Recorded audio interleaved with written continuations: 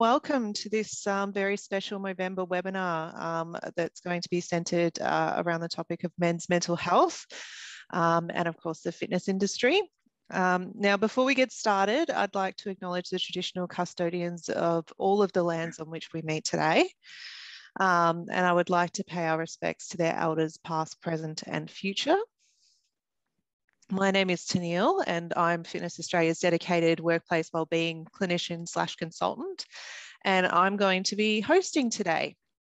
So as Barry, our CEO, has very kindly agreed to come on to today's session as one of our guest speakers and share a little bit with us all about his personal and lived experience of depression. So welcome, Barry, and thank you very much for agreeing to be on the other side of things today. Yeah. Thanks, Tennille. I wish I could sport a moustache like Michael's got there for Movember. He's doing well. That's pretty impressive. Oh, thank you.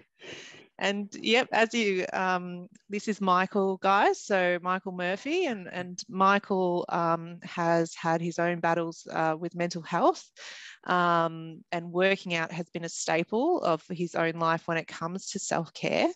And he's currently working as a community mental health practitioner, but he's also entrenched in the fitness industry because he is the founder and a trainer at Beyond the Barbell. So Beyond the Barbell was actually a finalist for Fitness Australia's Mental Awareness Program of the Year award. So welcome, Michael. Thank you very much, Tennille. It's a pleasure to be here. Thanks. Now, before we kind of get into sort of the Q&A portion of everything, I'm going to run through just a couple of quick slides, just so that everyone can get a really quick overview of the state of men's mental health generally in Australia at the moment.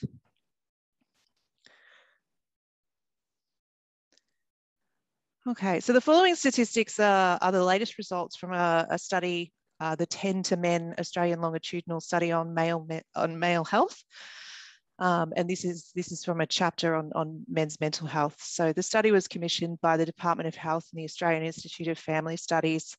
And there'll be some information in here as well, just from Lifeline. So as you can see from this slide here, up to 25% of Australian men experienced a diagnosed mental health disorder in their lifetime. So depression is the most common mental health disorder among men and adults, and the prevalence of depression actually increases among men with age. So you can see there that while 17% of the younger 15 to 17-year-old respondents had depression or reported symptoms of depression, 13% of men in old age did. And 40% of men who report experiencing severe depression still reported experiencing symptoms of severe depression up to 2 years later.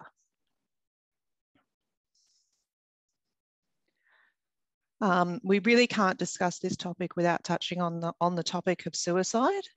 So suicide is the #1 cause of death for Australians between the age of 15 and 44.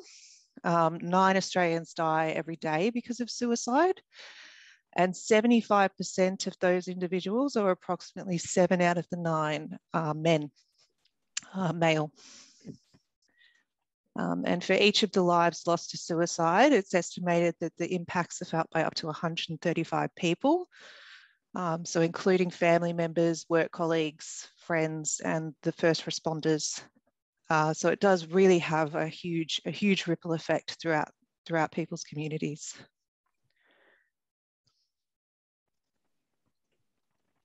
So some of the reason, I suppose, that men are struggling with their mental health and with suicide as well. So there's lots of factors that could be contributing to this, and no doubt we'll touch on some of these today. But the 10 out of 10 report suggests that one of the major considerations for poor mental health is loneliness.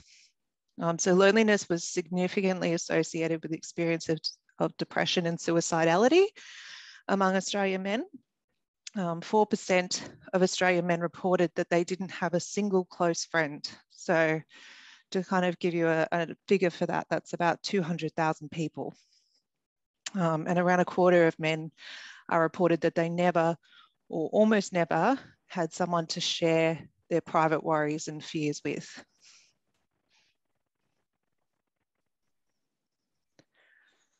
So despite the contributing factor that loneliness has in regards to poor mental health outcomes, only a quarter of men said that they would be likely or very likely to seek help from a mental health professional if they did experience emotional or personal problem. And while over 80% of men with depression, anxiety, or who had suicidal ideation in the past year had seen a general health practitioner, only around 40% had then gone on to mental health professional. And around 25% of men surveyed said they would not seek help from anyone. So, you know, I want to have a chat today about what's actually going on here in terms of men's mental health and these pretty dire statistics. You know, and I want to talk about the experiences that Barry and Michael can kind of bring to the table in relation to their own struggles and about accessing support. And also, of course, about the role that the fitness industry has played for you both and what role it can play in helping to address some of these really quite, dire statistics. Okay. So,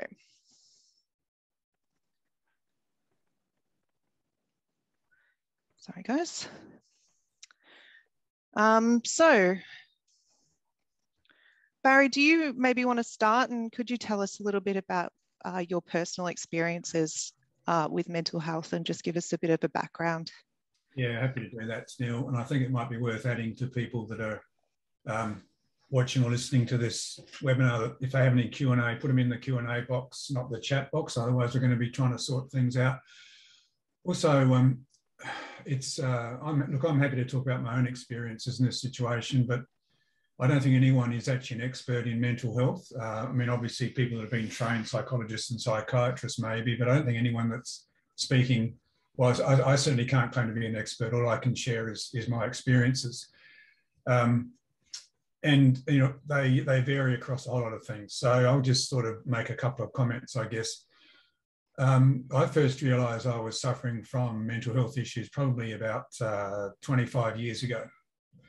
And it came to my attention because my partner, my wife, said to me one day, the kids, your two sons, they were both young boys at the time, have asked me, my wife, you know, why does Dad always look so sad? And it was sort of quite a reality check for me. And from that stage, I then started thinking a little bit more about it, what was causing it. I went to my GP, he recommended a psychiatrist. We then started various medications to go back a step. The psychiatrist that happened to be a female, and I only say that because it's important that if you do go and see a professional, you get one male or female you feel comfortable with, because they are very different in their style and their way of dealing with things.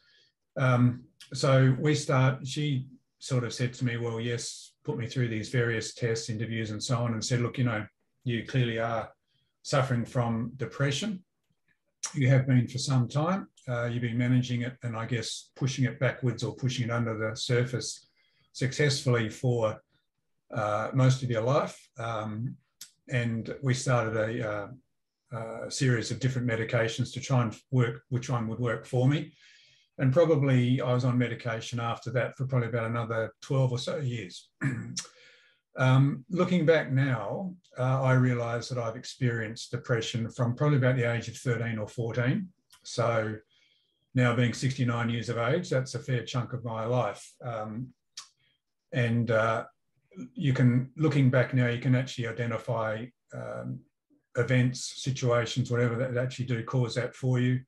And I just thought that was just part of my normal life. It was part of a normal adolescent, part of a normal young man and so on, until it was actually brought to my attention.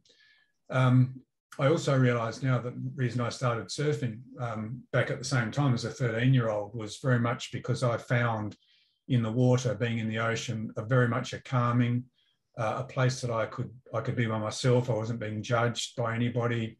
I enjoyed the physicality of it. I enjoyed I suppose in a way, the isolation of it when you're out in the water by yourself. After I sort of had to give up surfing because of certain neck operations and stuff like that, I started running. And the running for me was fantastic. When you get into the zone, and those people who run will know what I'm talking about, when you get into the zone when you've been running, you actually do go into a whole different world when that the endorphins kick in. And I used to run probably 25 Ks a day. I get up before the sun came up and run through the parks, and it was just beautiful. So I've basically kept my, I guess, my depression under control, or minimising, managing, call it what you like, by using physical activity. I go to a gym now, and I very much enjoy that.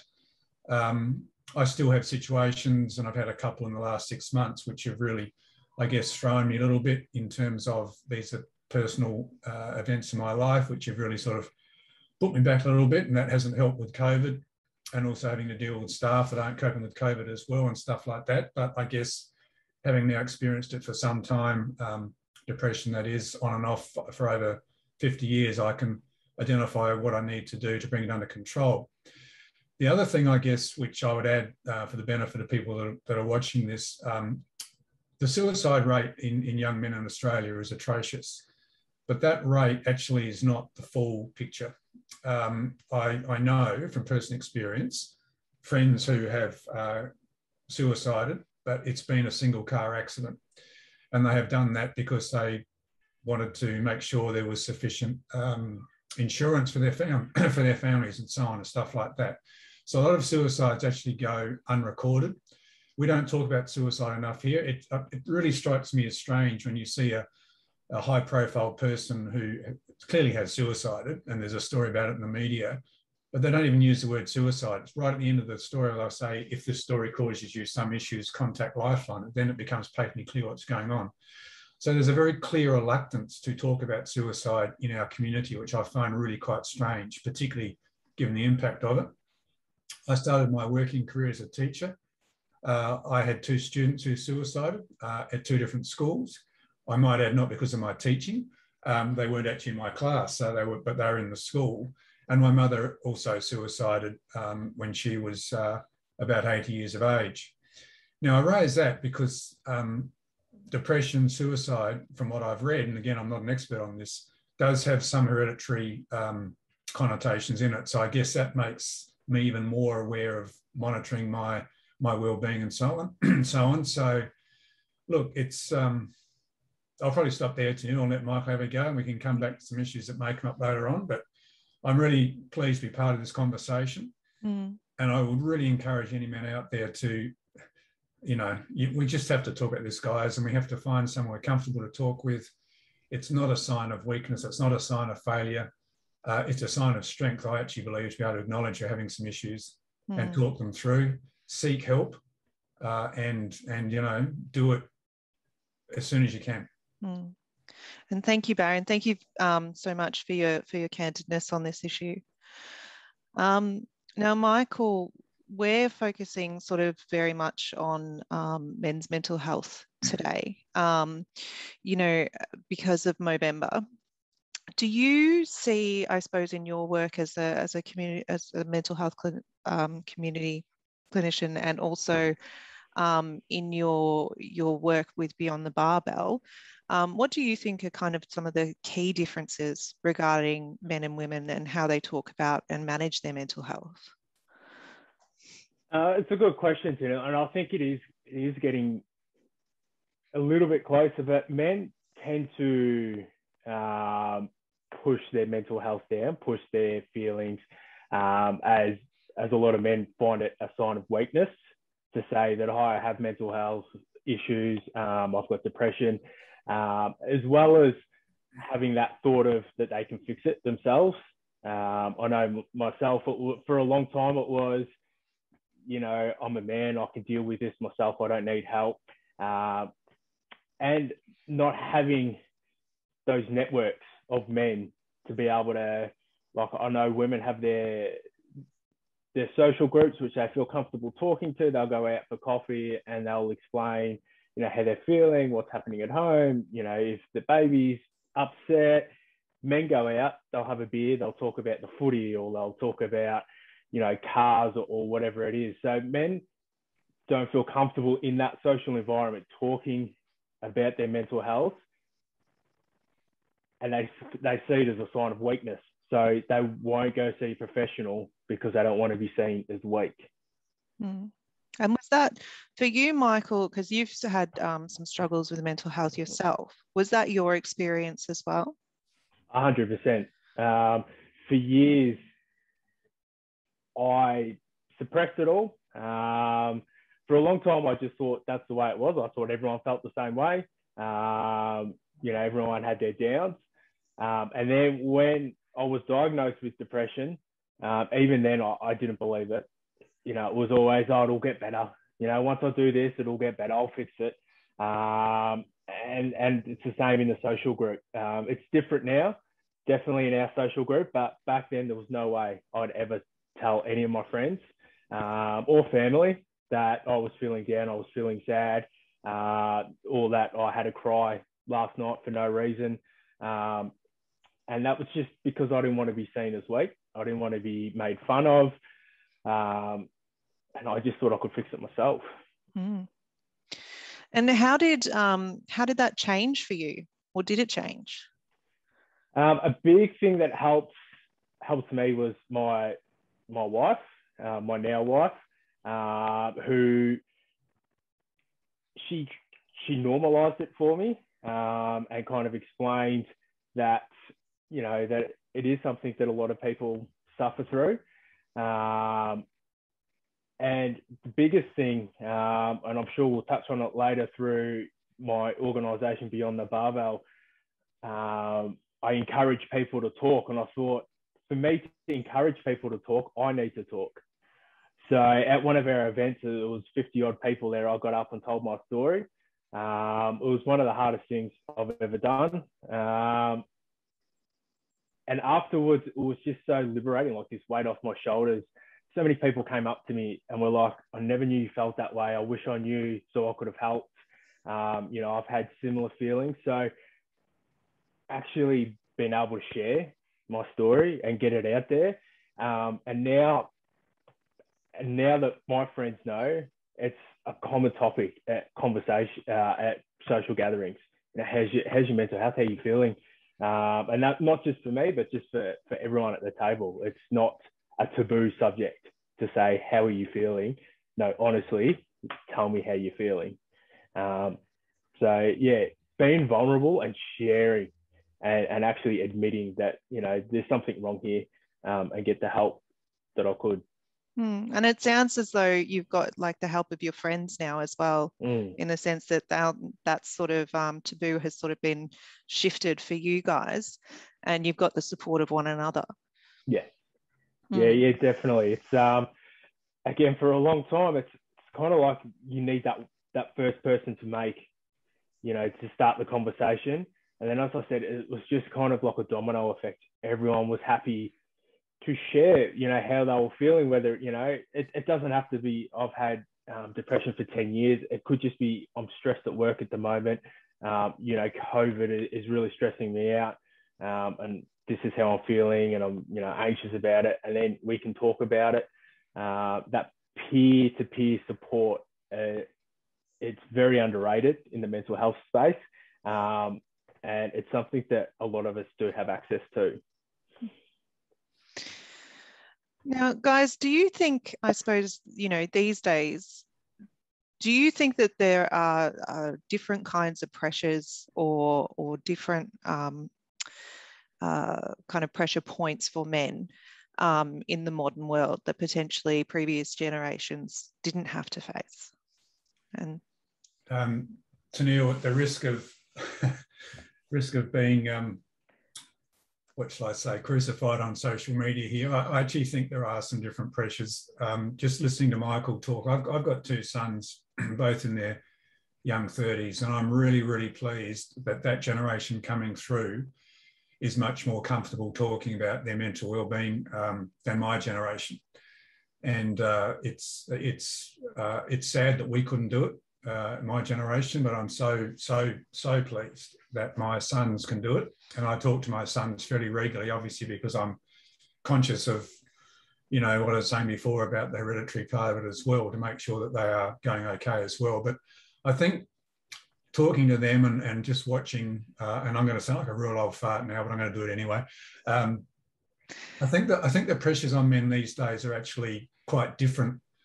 Like when I was growing up, you had to be tough. You know, you couldn't cry, you couldn't show emotion. You had to sort of tough it out and, you know, just be that old sort of image of what men were or supposed to be. And I guess many of us struggled to actually, you know, match up to that. And I know I did to some degree.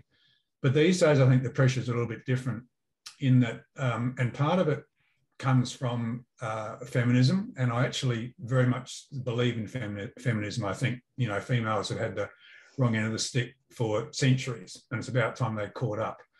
But they need to understand that some of the correction that's taking place through feminism is actually causing some men, I think, to question quite where they fit and sit in relationships.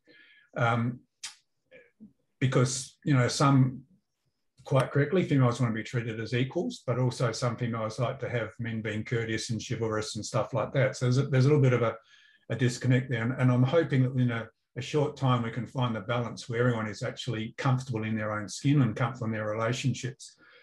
But, you know, on the one hand, men are still supposed to be providers, but also they're supposed to be the carers, and all of which I agree with. I mean, my background being early childhood, I fully understand why men should be involved in children's development and spend time with them and so on and that sort of gear. But I think it is hard on men these days. The other thing I'd add is that, and my wife and I have had these discussions on numerous occasions, how do females talk to males? And seeing some of the comments come through on the chat here, you know, men are always easy to talk to. Well, no, we're not, because we don't, it's not a male characteristic to sit down and say, this is how I'm feeling, and sort of sharing stuff. And one of the things that I read years ago, when you're talking to males, it's sometimes better to stand alongside them rather than look at them.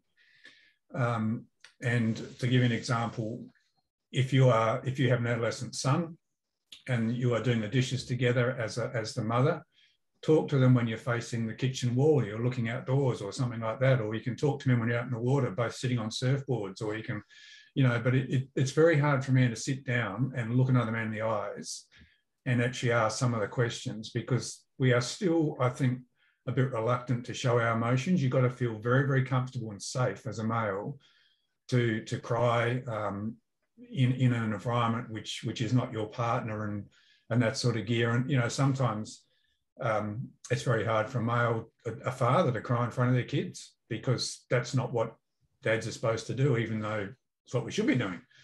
So I'm raving on a bit here, but I think it is a bit harder these days for men trying to navigate their way through the changing world. And also, of course, we have more females going to university, so they're more educated. Many of them are getting higher paid jobs. That's a challenge to men as a traditional, you know, there's so many issues here. Having said that, that's no excuse for a man not to actually reach out and be himself and be true to himself and show his true emotions, because ultimately successful relationships, be it parent-child, be it partner-partner, whatever you want to call it, depends on honesty, transparency, and being prepared, I think, to accept people for what they are, not try and change them, work with them, and assist them through life. Because I'll finish with one observation. I read a book a little while ago called Thank You for Being Late. And basically what this is about is that the rate of change in our world has never been as fast as it has ever in history. And tomorrow, it won't ever has been as slow. So to make that into some context, we are in exponential growth through IT, technology, everything like that. But a human being's ability is linear. It's not exponential. So the gap between our ability to cope is actually widening. And as that gap between our ability to cope with change and the increasing rate of change goes on, gets wider, more people are going to experience feelings of isolation, loneliness, loss, mental health, all that sort of gear. And if we don't work together and support each other, I think we as a society are going to be really in a bit of trouble. And it sounds like what you're saying is that it's going to be a lot harder for everyone, but men particularly are going to struggle with that and are struggling with that adjustment of taking on multiple roles and expressing themselves in multiple spheres in terms of being able to be the provider and that sort of still traditional sort of male expectations, which still do exist, of course, and those new expectations around being expressive and being in touch with their emotions and being sensitive. Yeah. What do you think of that, Michael? Do you think that's pretty accurate, or? Yeah, I agree with Barry. I think it is getting better, definitely, and that's due to, you know, a lot of men in the media kind of coming out and being open and honest about it, allowing other men to say, oh, well, it's okay to talk about it. But at the same time, I still feel the media portrays men on TV as these, you know, they're going to be the hero, they're going to be the big masculine, which still puts a lot of pressure on, you know, kids growing up. And I know I've got a newborn at the moment. You know, I read books to him, and it's always, you know, the big muscly Prince Charming who, you know, is brave and does all of that. So there is still pressure, and the media is still kind of, you know, are portraying men that they have to be this kind of burly, brave, strong men. But, you know, definitely you can see that gap shifting between, you know, us kind of that toxic masculinity and being able to talk about our feelings a lot more. I think, Tenniel, Michael's right. It is getting better, but there's still an incredible stigma in the community about mental illness, and particularly men and mental illness. And look, at my stage in life as a CEO now for, you know, over 23, 24 years, I wouldn't be having this session now if I was 24, 20 years younger. Because I know that a CEO going in for a job application, being honest and saying, listen, I've had some mental health issues. You know, I manage them. I feel like I'm still add value to this organisation. There's no way in the world that I would feel comfortable doing that, because there is still this stigma. And until we get over this stigma, and it's great that there are sports personalities coming out, media people coming out, but when was the last time we saw James Bond cry? And can I ask, this is, I suppose, a little bit off script, but it's very relevant, I think, because we're talking there about sort of this idea that men need to be this hero and this burly sort of, you know, blokey kind of image that is portrayed. And it does get portrayed in the media in relation to a lot of sports and fitness as well. Having said that, you know, there are these people in the sports and fitness industry coming out and kind of owning their mental health journey and the mental health issues that they've experienced and trying to give some voice to that.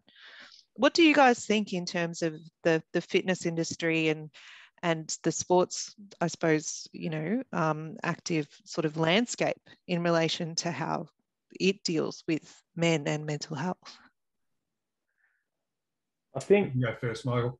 Oh, thanks, mate. In sport, it's definitely getting a lot better. You know, most clubs these days will have, like, you know, psychologists on board. They've got ex-players that will come and support the younger players coming through.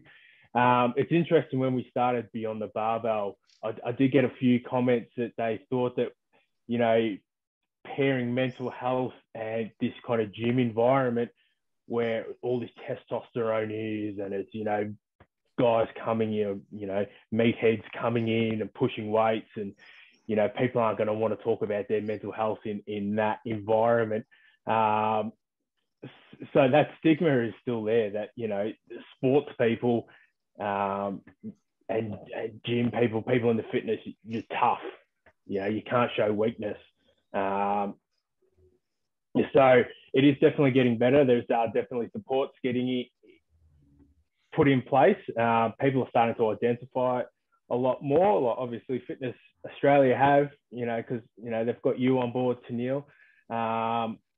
So it is getting better, but I find that there's still a lot of self-stigma out there. Kind of touching on what Barry was saying before, there's still this kind of self-stigma that men believe they need to be a certain way. And for me, you know, I'm very vulnerable now, but I still have that self-stigma that, you know, that I want to be a big man, a strong man, a man that can, you know, outlift, you know, everyone that I've met, and, you know, the strong man that can protect his wife and family if something happened. And it's this kind of stigma that's around that, if that makes sense. Yeah, and it sounds as though it's very hard to put down sometimes, Mm-hmm. because of course you want to be able to be both. Yes, definitely. What do you guys think about the mental health supports that are available in the country? I mean, do you think, given the statistics that we were just talking about and sort of this idea that men aren't coming forward, they're not reaching out for help when they are struggling, you know, do you think that the mental health sort of sector is equipped to be able to deal with men's mental health sort of specifically?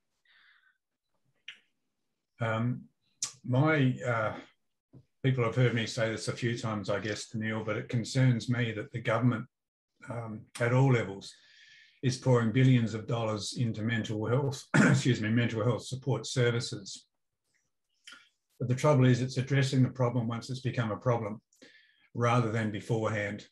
And I'm a little bit cynical about some of the mental health organisations being a little bit self-serving, to be quite honest. And, you know, many of them are actually very successful commercial operations. They might be not-for-profit, but they're very successful commercial operations, and they lobby very successfully to get more government money to support those services. And I don't want to name any because I don't want to get myself in a, you know, libel claim or something, but just take it for granted that in both personally and professionally, I've seen some of these organisations that I think can be quite self-serving.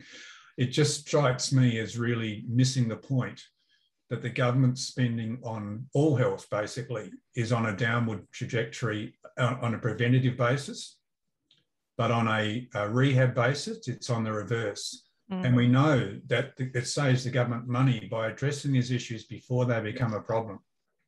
And I think if we, particularly with mental health, if we could get in earlier and get men talking about it, thinking about it much more readily, comfortably, then they're not going to, not so many of them are going to go down the path actually requiring the services that some of these organisations provide, and worse, actually contemplating or actually enacting a suicide situation.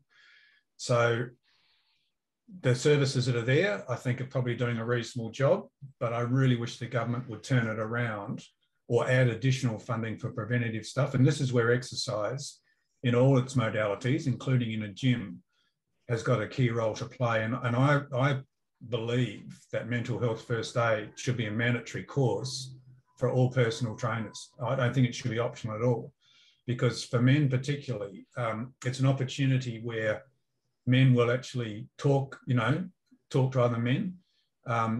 You know, in the country areas I used to work, they used to have these programs called men's sheds, which were primarily for retired older men to be with men in safe environments. And, you know, they'd make toys for the kids or repair bikes or something. But really the whole point of it was to get men talking together.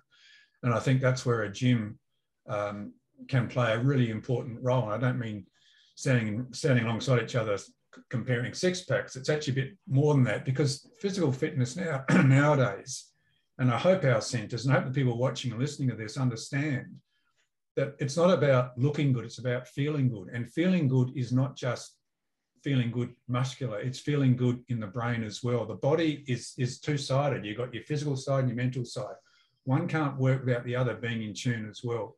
And this is the role that I think personal trainers, exercise professionals, yoga, Pilates, aqua, whatever you want to call these people, have got a really key role to play. They need to understand this and need to step up to it.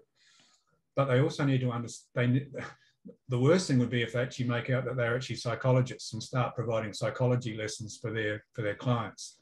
This is why the mental health first aid is so important, so they know referral channels and the rest of it. But sometimes just being a voice, just being someone who's prepared to listen Because for a guy to actually make that first, open the mouth and say something is probably the hardest thing they're ever going to do. The worst thing that could be said back to them is, mate, pull your socks up, mate, get a grip, something like that. It's really, you know, that's why that training is really important. Mm. And it sounds like it's almost like the perfect environment really for men to be able to open up in that first instance, because they're building a relationship with a person, they're doing that shoulder to shoulder work, they're visiting that person regularly, and they're involved in that sort of activity, as you were kind of saying, Barry, kind of doing that kind of that next to activity. So it's almost that perfect condition for men to be able to feel comfortable to open up. I mean, have you found that, Michael, with Beyond the Barbell? Is that? Yeah, so that's basically our whole premise. So we advertise as a mental health group, and we're a support group, and just kind of taking a step back, talking about you know, the supports out there for men, and again, touching on what Barry talked about. There's a lot more smaller groups coming out now, which are that kind of where you stand next to them, and men's sheds. That's what we're modeled off, is med sheds. You know, again, peer-to-peer support where you can kind of go, and there's no pressure to talk about your mental health, but it's there if you need to. So with our group, Beyond the Barbell, we encourage discussion, and it's that side by side. It's, I'm spotting you on the bench press. We're not sitting face to face. You know, I'm spotting you on the squat, and we're talking about, you know, our mental health. So I think having, and again, I agree with Barry on this one, more preventative groups where people can come and do that side by side. Because if you kind of look at the supports that we do have now, it's going to your GP where you're sitting face to face. It's going to a psychologist where you're sitting face to face. It's, you know, calling Beyond Blue, or where it's kind of an in-depth conversation. Whereas the groups that we do have, it's a lot less pressure, and we find that guys open up a lot more in that way. And that's how it all started, was when I was a personal trainer, and clients would come in, and it was that kind of non-threatening environment where they would tell me things. And I know, you know, probably heaps of personal trainers in here now that will say, sometimes I feel more like a psychologist than I do a personal trainer. So, you know, that's kind of the whole premise of Beyond the Barbell, is to kind of, you get the benefits of exercise, which we all know, you know, the endorphins, the self-esteem, but you're also getting the benefit of having someone there to talk to.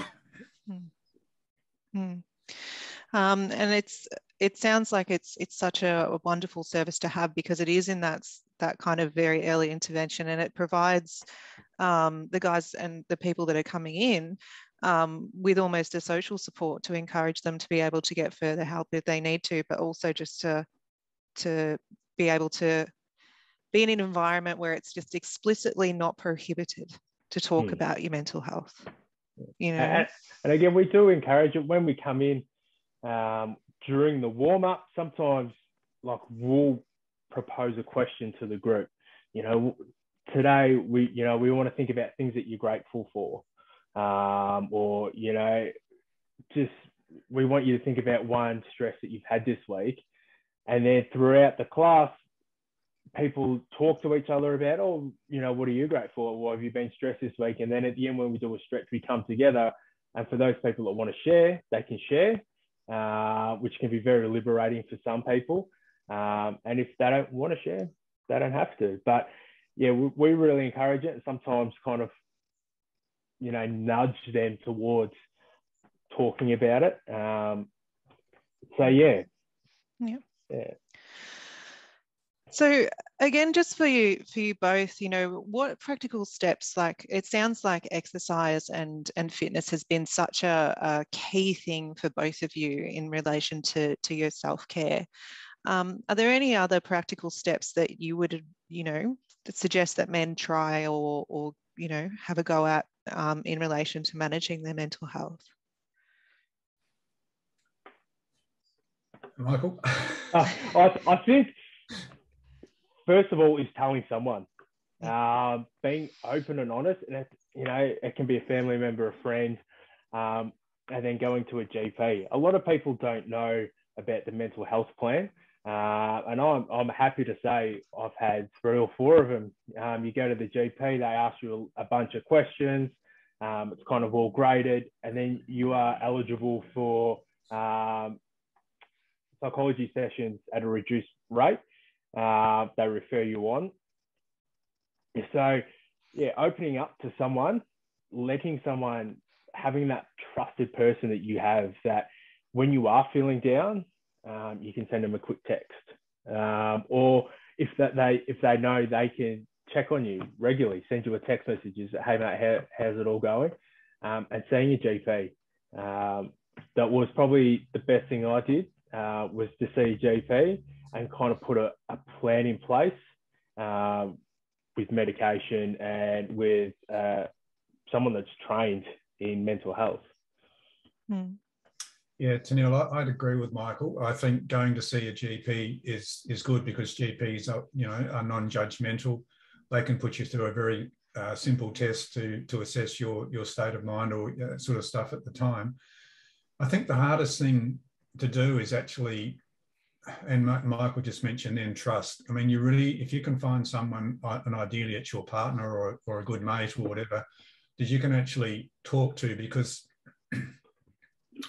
it's the hardest thing is actually doing a bit of self-analysis and trying to understand, why am I actually feeling like this? Is this normal?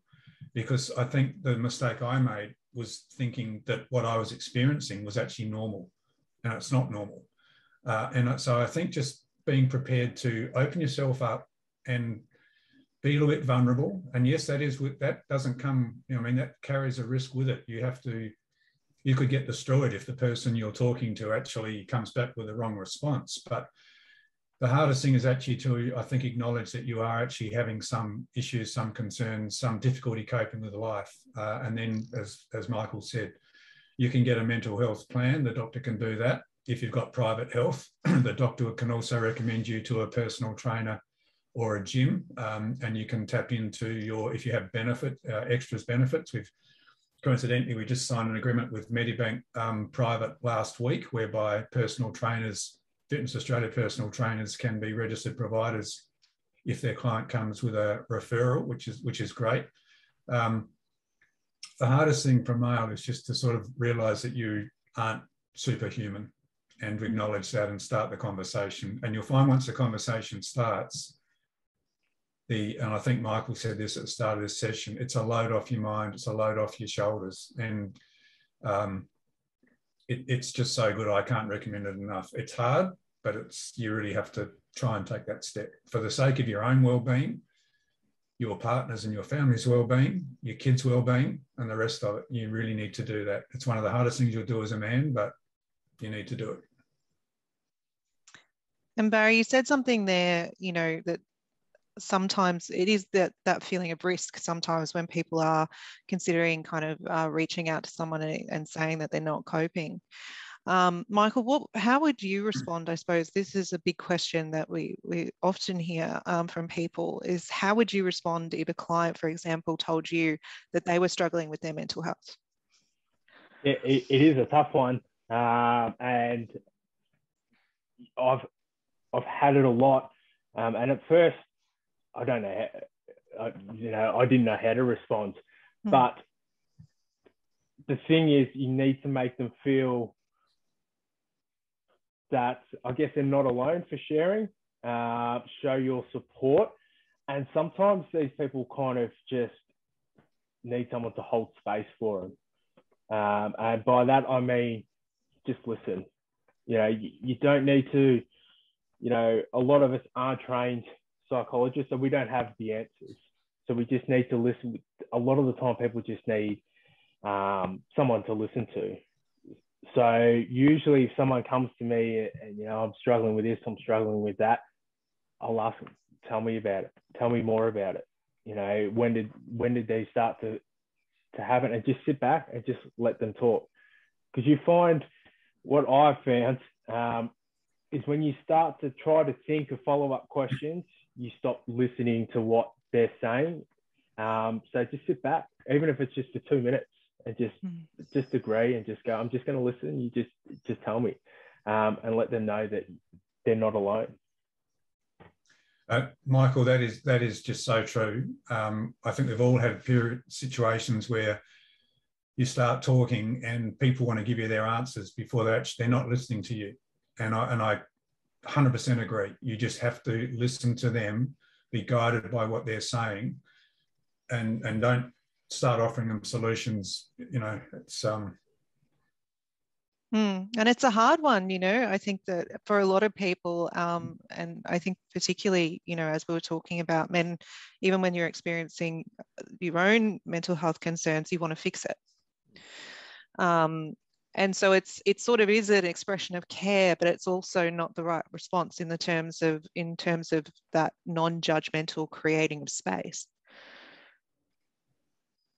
and just sort of listening to the person's experience. What do you think do you think that there is any sort of answer to this question, I suppose, that would enable or give men more courage to be able to speak up when they are struggling with their mental and emotional health? I think more awareness around it, definitely. We've touched on it before, but, you know, a lot more men are coming out and discussing it, having a lot more preventative groups, you know, social groups where guys can go and feel comfortable sharing with their friends. And usually sometimes that means that social group or those preventative groups needs a facilitator to encourage people to talk. Yeah, because if you're just going to let men kind of do it on their own accord, they're not going to do it. So, you know, having, you know, groups that encourage people to talk. So having spaces. Yeah, definitely. Just spaces where it's okay and those conversations can take place. Yeah. And in that comfortable way. Maybe not so much of the face-to-face. Yeah. So that's why, you know, like men's shed's such a good thing, and Barry touched on it. They're such a good, because they're always doing something. It's not, you know, they're sitting down and they're face-to-face and they tell us about how you're feeling. It's, you know, they're doing stuff in the community and making things, and that's when the conversations start. Yeah, and understand that men communicate in a different way to females. You know, our statements might be more shorter and not sort of repetitive or whatever it is. And I'm not criticising females here, so please don't slam me, but we have a different way of communicating. And Michael's totally right. The beauty of a men's shed is you can be both on the lathe or both on the plane, whatever, doing something which is completely unrelated to what you're talking about. And the worst thing for me would be to sit in a circle and look at each other and hold hands and sing Kumbaya, to be quite honest. It's got to be a situation where I feel safe, where I'm not going to be judged. And if there's other people in the group that can share their experiences, particularly people that I guess I have some sort of respect for, and this is where sports people and sort of well-known politicians or successful people in our community stand up and say, well, you know what, I've actually experienced some really bad situations here. It makes it sort of, I won't say it legitimizes it, but it normalizes it, because I think a lot of us believe that what we're going through is only us and no one else is experiencing this. And, you know, even sometimes accepting that you have actually got a mental well-being issue is part of is the first step. And until you actually understand what it means, I'm a reader. I love reading things, and you know, I'll read books on everything. And sometimes just reading something will say, I can actually relate to that. I know what that's about. So the more that you can, I guess, expose yourself to what's happening in the rest of the world. And as I said before, I have a lot of confidence in the generation coming through. I think that they are so much more balanced and attuned to the way they're thinking and what they need to do to seek help, rather than the bullshit that my generation had to go through. It's really a lot of them, you know, I think about the Vietnam veterans that are, you know, paying huge price for that, and now the Afghanistan veterans as well. it's terrible. But yeah. And I suppose to go back to the idea of the men's shed, and also to fitness groups like you know, beyond the barbell, what we saw earlier was that loneliness plays such a huge role for men who are experiencing poor mental health.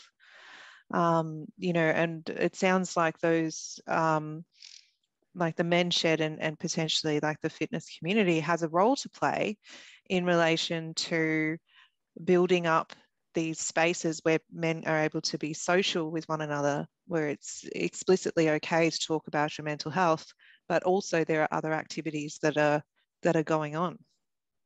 Tennealle, I think the men's shed is fantastic. We both talked about that, and Michael and I agree on that.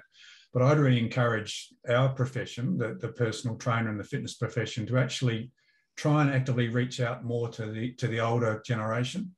You know, if you're living in a city, a men's shed isn't always available to you. They're primarily regional or remote, you know, country type activities.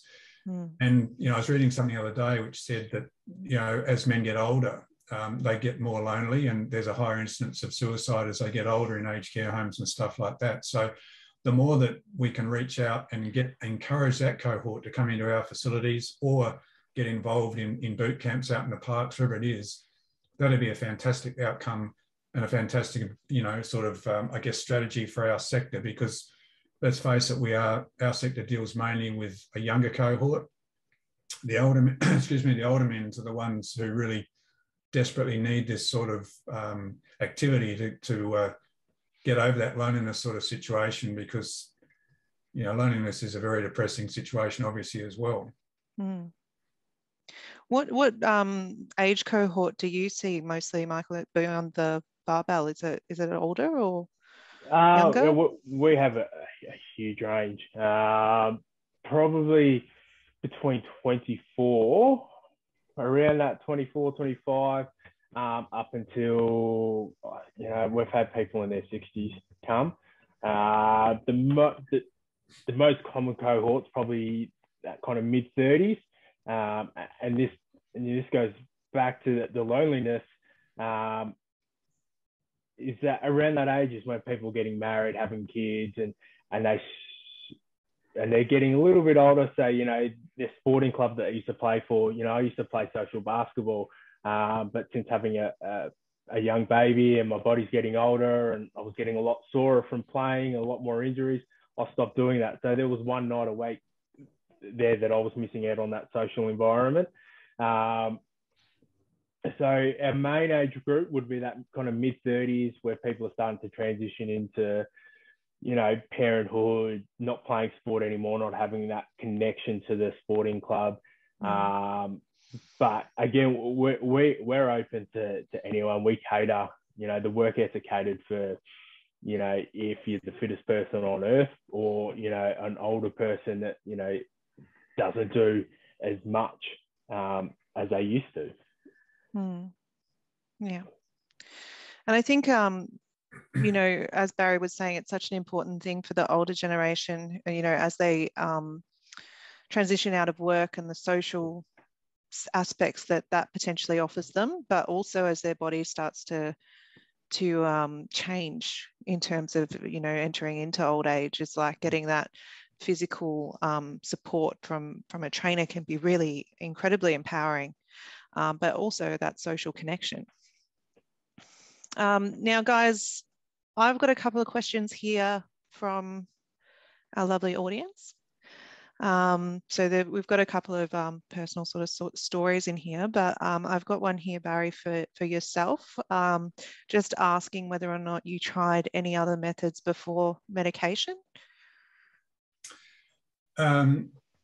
Yeah, I did. And I guess primarily that was the surfing and the running and stuff like that. But it got to a stage where, and this is where the trust issue comes into it. I mean, the psychiatrist that I was seeing, I was very reluctant to take medication because that's not what men do. You know, we tough it out. You know, we don't, who needs that? I mean, shit, that's for the wusses. So it was after some serious messaging from the psychiatrist, and she said, look, I really actually think you should try it, give it a go. my fear with medication was it would be forever and a day. And it would be an admittance that I couldn't cope myself with this issue. Came back to what Michael was saying before. We can solve this. We're men. We solve these problems. It's what we're here for. So it did take some time. So, but yes, I was glad I did, because it actually put me in a different state of mind, literally. And then I was able to then balance that with exercise, and then a bit more self-awareness, self-realization, mindfulness, call it what you like. I was able to go off the medication. I was on it for probably about 10 years or so, I think, roughly. I was able to go off it. And I've been on it a couple of times since then, over in the last 10 years or so, when things something happens which you can't actually predict, because life is full of, things you can't predict, some of which, can be very quite devastating what they are. But I think there is still, and I'm hoping this is not the intent of the question, that it's seen as a weakness if you actually have to go on a medication, because I think that would be, you take a Panadol for a headache, you don't tough it out. You take, and to me, that was part of the hardest thing as a man, to acknowledge that A, I had some mental issues, B, I couldn't cope with them myself, and C, I had to go on to some drugs. I'm becoming a druggie on medication. Really, really hard to accept all of those three things, but thank God I did, because I'm in a much better place now, and I don't need it now, except for very odd occasions when something might happen, which is, I find I acknowledge and I recognise it, and I go back on it, and then I come off it again when I got it back into a degree of balance. Yeah. Yeah, thank you, Barry. It's so important for so many people to hear that as well, is that sometimes, there are periods of time when people do need that extra help from taking medication, and it's another area of real stigma, unfortunately. Michael, I've got a question here from a fitness professional, nutritionist, and mental health provider. And they're just asking where to start when the gyms that they're talking to are really closed-minded about this issue. Any advice in relation to that? It's a tough one, but I guess the statistics speak for themselves. Like you went through the statistics before, and the suicide rate in Australia is higher than car fatalities in Australia, which is kind of saying something. That something needs to be done. We are doing so much. Can't turn the TV on these days without seeing some sort of, don't talk on your phone while you're driving, or wear a seatbelt, or don't speed. So when, going to your gym prepared with these statistics and say, hey, look, we need to do something about it. We need to be part of the solution, and just kind of being upfront with them and saying, hey, look, there's people in here, 1 in 5 men suffer mental health in any given year. And there's 100 people in here. So there's 20 people in here that are struggling with their mental health. 9 men a week are going to commit suicide. There is a good chance that there's someone in this gym that may commit suicide. So just having those stats to back you up, and just being honest, we need to do something about it. Danielle, I would add to that as well. I think most gyms and health clubs, leisure centres these days like to portray themselves as being concerned about the holistic approach to people, not just their fitness. If they're serious about that, they need to listen to what Michael's just said, because suicide is, the largest killer men in the age of 24 to 40. And when my mother suicided, I'm the youngest kid. My older brother and sister couldn't do the eulogy because they were so embarrassed that mother had committed suicide. We have to talk about this. This is something which is real. It's not going to go away. And if anything, it's going to get worse. And I think any gym or leisure centre or health club that doesn't actually embrace this because they're looking after the well-being of their clients, is actually, I don't think they're doing the right thing by their members, to be quite honest.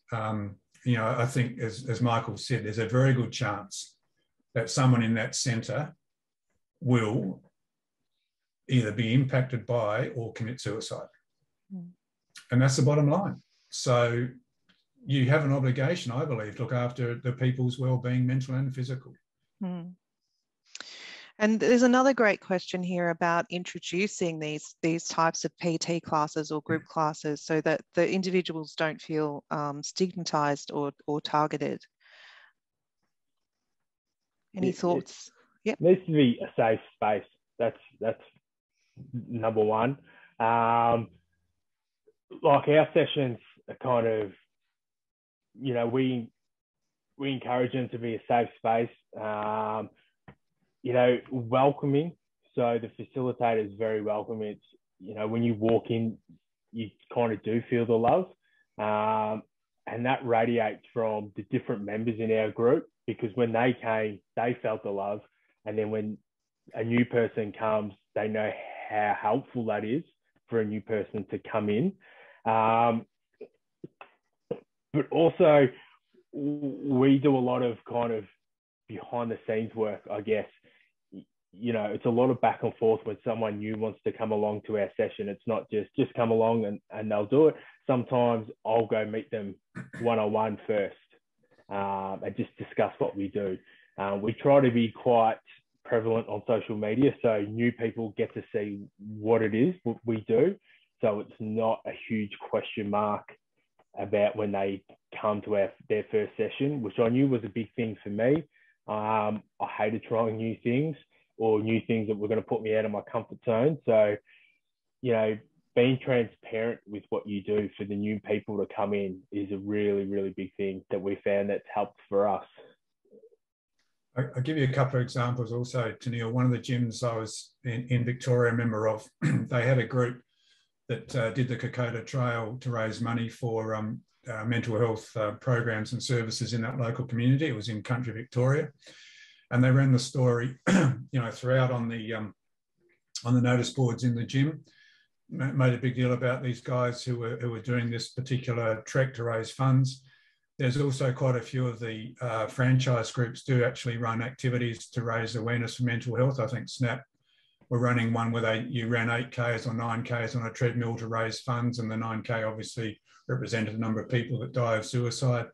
I think Anytime also do something. You mean you can actually raise attention without making it explicit.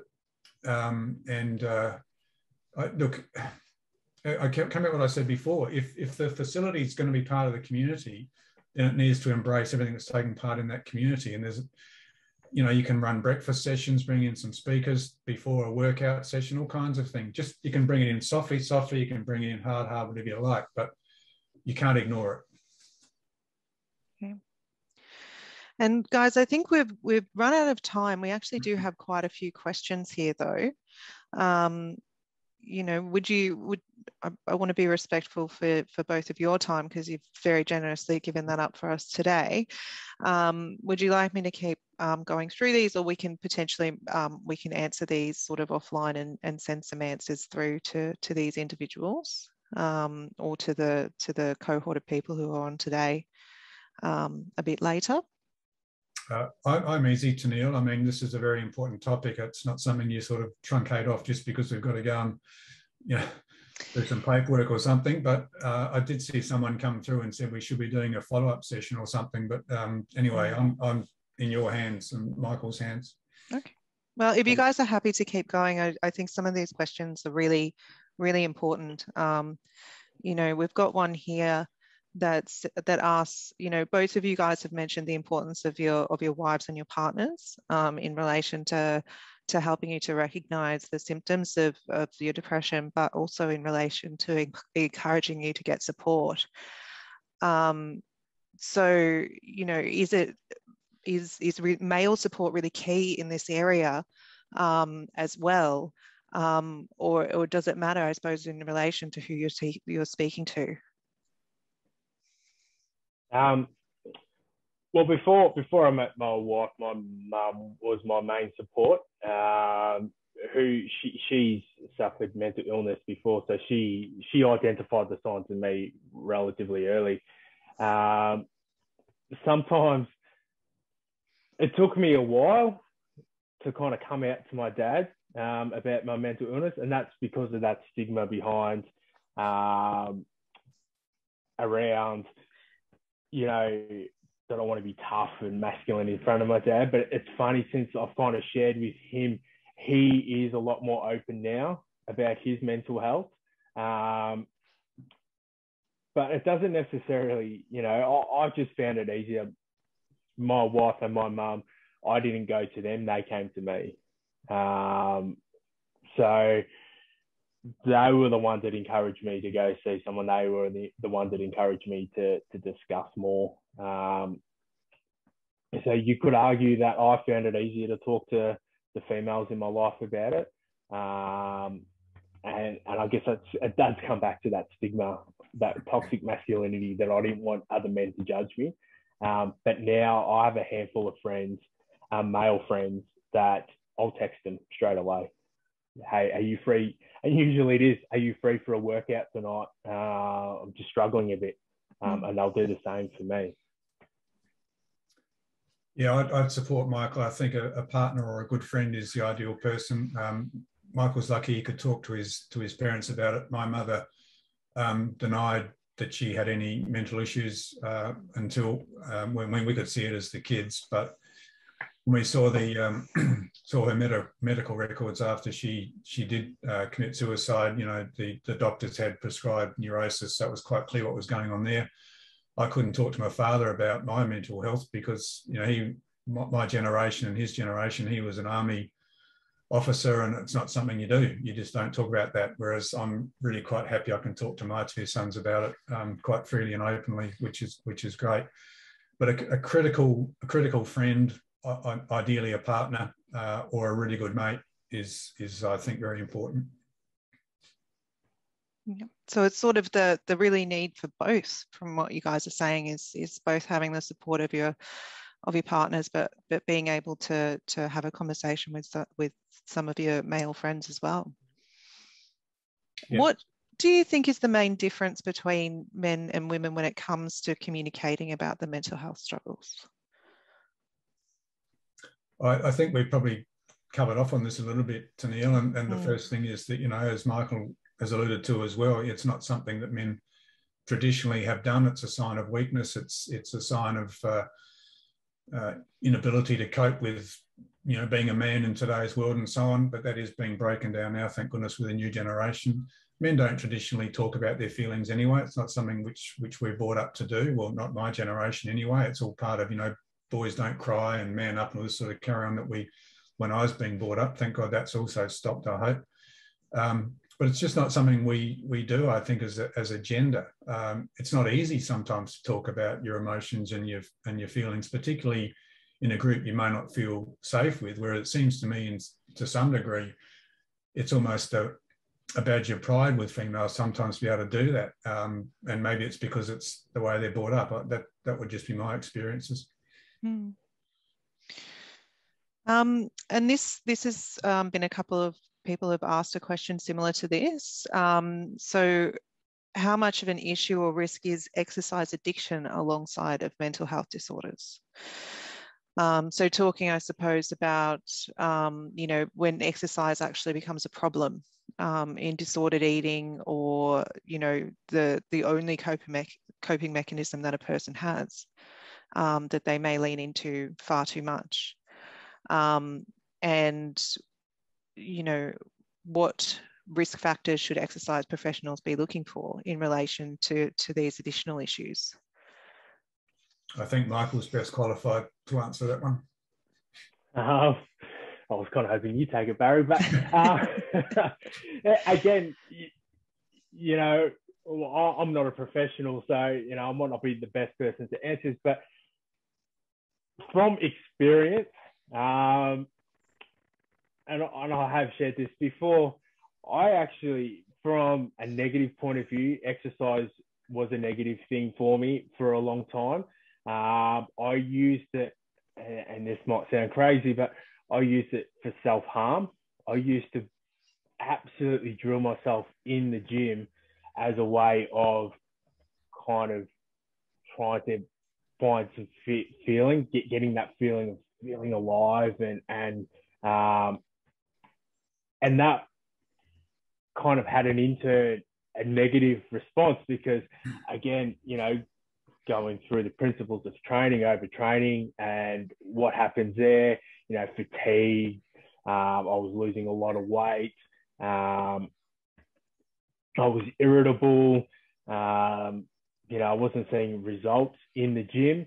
And it was that someone pointed out to me that, you are going to hurt yourself if you continue to smash yourself in the gym like the way that you do. And I was able to kind of turn that around and have a gym as a positive effect on my mental health. But, if you're in a gym environment and you see someone, doing 2-3 a day sessions, you see them kind of losing a lot of weight. When you have discussions around why they're training, listening to why they're training, is it a healthy reason why they're training, or is it a negative thing that they're training? Most of us in our Cert 3 and Cert 4 have seen, the bulimia, what are the signs and symptoms of that. So yeah, it's a tricky one to answer, not being a psychologist, but hopefully that you do see the signs there. How did it impact your mental health, Michael, when you were using exercise in that manner as a self-harm? It was impacting it negatively, because as I said, you could argue that I was overtraining. So I was always tired. I was always fatigued. I was, my results from fitness was going backwards. I wasn't putting on strength. I wasn't putting on size. And the big thing for me was I was so irritable all the time. The littlest things would just drive me nuts, to the point where I can't go outside because, if the person in front of me is driving too slow, it's going to drive me nuts. And again, it was only when someone pointed it out to me that, hey, look, you're doing too much, that I had to pull back. Mm. And I think there was a question around this sort of last time, and that was sort of my highlight for the guys at home as well, is that as fitness professionals, you're likely to recognize that too much. You're likely to be able to see when people are pushing themselves far beyond what is reasonable and for an extended period of time, because I think that even in some settings, people will do a very intense amount of working out for a very short period of time for a specific purpose. But then if you're doing it continuously, you as the fitness professional can kind of say to that person, this isn't what we usually see, and this can actually have a very damaging impact on your goals, your mental health, and your fitness. But we will also be touching on next month, doing a webinar on eating disorders as well. So I invite you all to come to that. Lastly, there's a question here from Joanne Michael. She's no longer on board, but I think it pertains to a couple of people about whether or not female-run classes for the guys who are struggling would work.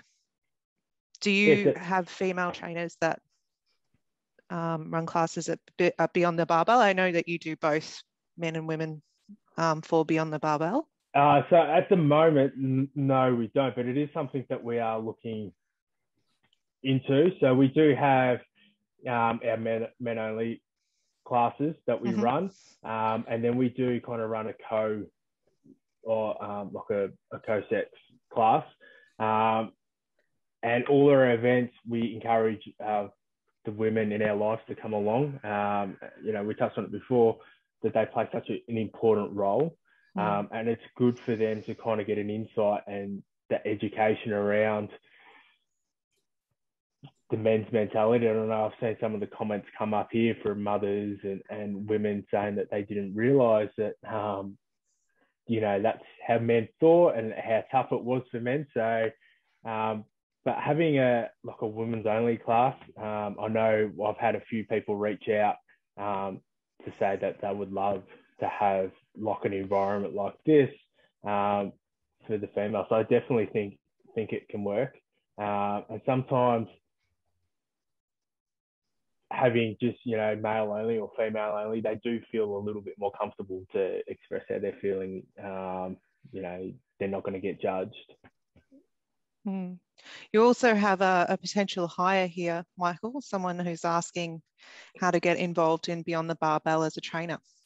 Oh, perfect. Well, I don't know if you can see it. It's probably too small, but if you look, where is it there? All the details are there. But Beyond the Barbell at outlook.com if you want to send me an email. We're always looking for trainers. At the moment, it's just me, which I absolutely love doing it. It started as a passion project for me. All the sessions that I run, I volunteer to do because I just love getting out there and training people. I've been in the industry for 15 plus years, and I'm going to be in the industry until I retire, definitely. But yeah, always looking for people to come on board and help out. And Lovely. All right, guys. Well, thank you very much for all of your time today and for going over with us with some of those questions. I think it's been a really great chat, and I was really pleased that everyone, all of the audience has been very involved and asking a lot of questions as well. So thank you guys all for coming also. Up on the screen at the moment, it's been there for a while, but just in relation to accessing support. So if there is something that has been discussed today or that you wanted to reach out for some support, we do have the numbers there for Men's Line, Beyond Blue and Everyman, as well as Lifeline up the top there. For any Victorian members, we do also have the Partners in Wellbeing program. So that's available to all of the Victorian business owners and sole traders.